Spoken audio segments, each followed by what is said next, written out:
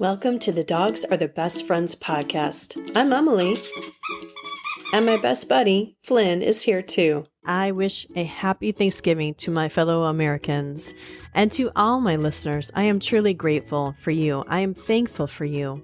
I'd also like to say thank you to Alan's wife who left a review about the podcast. And if you could go do the same and also be sure to subscribe, that would help other dog lovers find these stories as well. Today, I have a fun guest because we've been trying to get together for ages to do this interview. And her name is Cynthia. She's my neighbor and she's all about rescuing. And she has had some amazing dogs thanks to being a rescuer. And she talks about what that is and why it's important. Enjoy. Today I have my neighbor Cynthia with me, and literally with me, which is fun. I have not been able to do in-person interviews in how many centuries it feels like. Really? Feels like it's been forever. But Cynthia has been an inspiration because she is a crazy dog lover like us, crazy for the canines. And it's so fun to have her here because she has wonderful stories to share about dogs that have touched her life.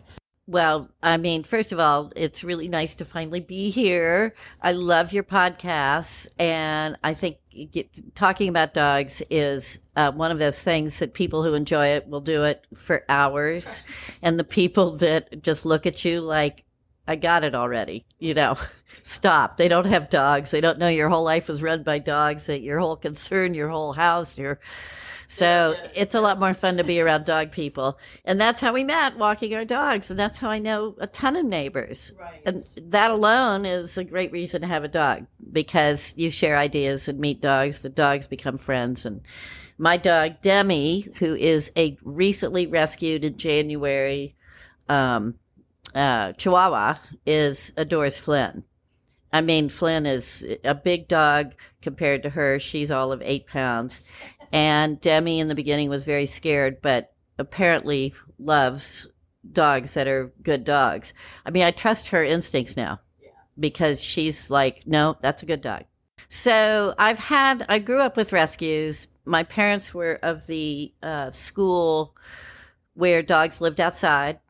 And you basically had a dog to sort of guard the place, but they were mutts. And I was the one who was crying and screaming about their conditions. And my father would always build a winter house for them. And I'd be snowy nights saying, you got to bring them in. You got to bring them in. They could come in, but they were never allowed upstairs, could never sleep with us, anything like that. So the minute I got off on my own, I was in college. I got my first rescue dog. But anyway, so Whitney was a little, I call her like a miniature German Shepherd, but she was very tiny. I mean, if she was probably like 12, 15 pounds max, but she looked like a German Shepherd, sort of that brown and black. And anyway, she spent years with me, or a few years with me, but she ended up living with my parents. And ultimately, she came when I lived in Connecticut at 16 years old. My parents flew her out to me. Because again, I was sure they were abusing her, So they flew her out to me, and she spent a glorious last year of her life living on 7 acres and me fussing over her. She was actually in poor health, and I brought her back to health just with love and food and all of that. But anyway, she was my first. She died in my arms at 17 years old. Wow, she lived a long time. The next one was Herbie. And Whitney and Herbie actually lived together at that point, later. But Herbie, I was living in Boston, and I went to the Humane Society and got Herbie, who was a Border Collie mix. And Herbie was a year old and absolutely full of beans and all the Border Collie traits, was a herder and wanted to run. And the story I have about Herbie that I love is that when I got him, I just fell in love with him immediately. He was black and white, he was a little boxier nose. So there was a thought that he had a little Burmese mountain dog in him too. They're beautiful. Yeah. I mean, but he was a gorgeous dog, but I couldn't come up with a name. And, when you get a rescue dog, what do you name them? because they come with names or they don't come with names, and you're wondering if they, especially if they're older, are they used to a certain name? And there's actually a lot of ideas on what to name a rescue dog, whether you should change it or not. So I couldn't figure out his name for like 2 weeks. Nothing hit me. And I called the Humane Society and I said, did this dog have a name? And they said, yeah, it was Herbie. And I was like, bingo, there it is. Herbie was a sheer delight, lived a long life, and moved all around with me, 2 husbands, the whole thing. He was my, like my forever adult dog. Tell us about your current dog. You know I'm crazy about her. And then right now I have Demi, who, as you know, is, and there are a lot of reasons why I ended up getting another dog. My dog had passed away about a year before, a year before, and another dog. But I went and we went to a farmer's market, and one of my friends said, "Oh, hey, the Safe bus is over in the parking lot. Let's go look." And Safe is a rescue organization out of St. Augustine, and they're an excellent organization. And we got there, and I mean, I stood the minute I saw her. I was desperate to never get a dog again because I wanted to be able. All my life, I'd taken care of something, be it humans, pets, children, something. Okay. And I was getting to the stage. I'm ancient now, old, and I'm retired, and I thought, yeah, of course, this is all pre-pandemic. And I wanted to close the door and go away for 3 months, if I wanted to, or whatever. Nice. Yes, and I've never been able to do that. I was just out on a Saturday with some friends. We went to a farmer's market, and they said, hey, the Safe truck is there, and you want to go see some of the dogs that are up for adoption. And I'm like, oh, yes. No, yes, no. And the minute we pulled up, the glass windows had all these dogs in them, large and small. And Demi was sitting right there, and she was with a couple of Chihuahuas. And she, as it turns out, had come from a 40-dog hoarding situation, and they had just received 20 of those dogs like 2 days before. She had just been spayed. And so, here it is 48 hours later, and she's in this truck being adopted. And Chihuahuas, I knew nothing about Chihuahuas except for what I'd always heard, that they're yappy and mean, and, never be afraid of a big dog like you should be of a Chihuahua. And I don't know, I just fell madly in love with her. And I've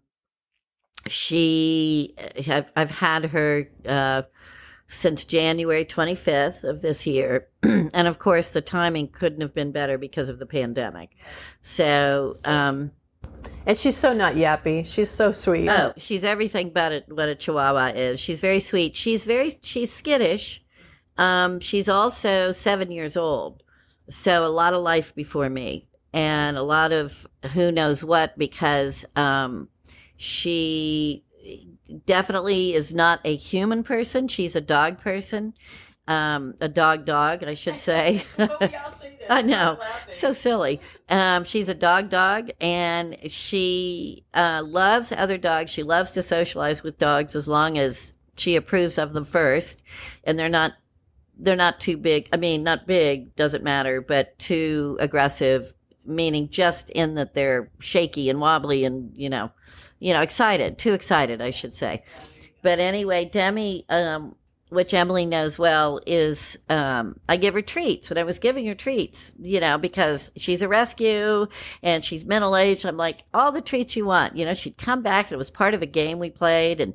And I'd give her little bones. And I literally buy her those little 1/8 of an inch. Yeah, they're little itty-bitty baby milk bones. And she would get so excited after every walk, and, she'd take these, and I'm like, oh, this is such a happy dog, and I'm making her so happy, and I love what she does. And I'm cleaning out where she has a couple of secret beds because she likes to go hide and burrow.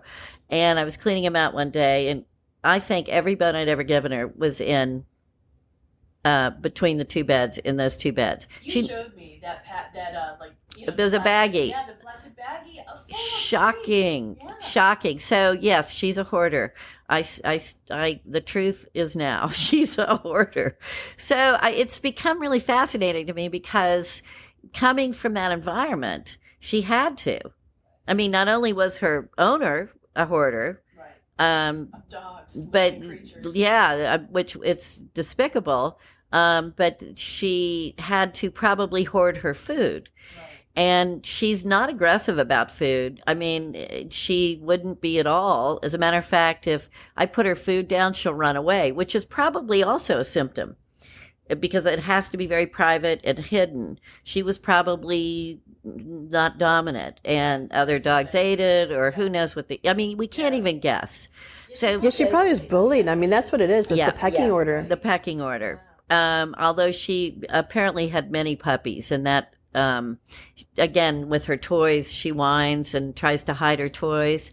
And that really reminds me of a mommy dog. She uses those toys as if they're her babies, and she's trying to protect them, and she will bury them like in my bed, in the chair. It's sort of sad and sort of sweet. So, I mean, maybe some of your listeners will have some thoughts on that, and you can get some feedback, because I looked up various things, but I've had enough dogs to, as far as her living in my life and working with me, she works with me beautifully. Right. And all of that is not, it's not like she's chewing off her tail or her feet. I mean, that requires medical attention. But psychologically, she's very happy now. I just think some of those carryovers are unavoidable. And she's, you know her, but I can't tell you how great all the other ones were too. And that's one of the points I wanted to make about rescues. I mean, when we were talking about what I was going to talk about, rescues, of course, are, to me, any dog that comes into a family's home or a person's home and heart and life is, I guess rescue. Right. I mean, when you choose something from a puppy or your dog has a puppy, it's not a rescue. But what is the definition of a rescue? And before I am here today, I talked to people. I asked them that question. Right. And a lot of people, I said, because I've had other dogs. I've also had Jack and Herbert, not Herbie, but Herbert and Theo. Oh, right. They were all from other situations. And I'm vehemently against puppy mills.